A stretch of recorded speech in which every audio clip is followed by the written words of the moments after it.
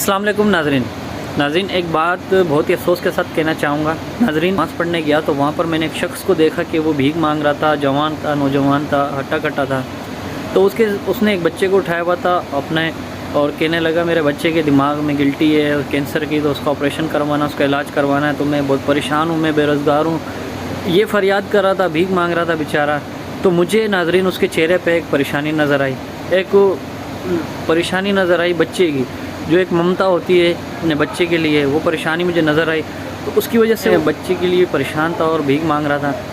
تو میں ناظرین یہاں پہ آپ کو امپورٹنٹ میسج دینا چاہوں گا کہ مجھے افسوس ہے ان لوگوں کے اوپر کہ لوگ کسی کو پریشان حال میں دیکھ کر اس کی پریشانی میں اس کی مدد کرنے کی بجائے لوگ اس کا تماشا بناتے ہیں، لوگ اس کے لیے بیڈ کمنٹس کرتے ہیں۔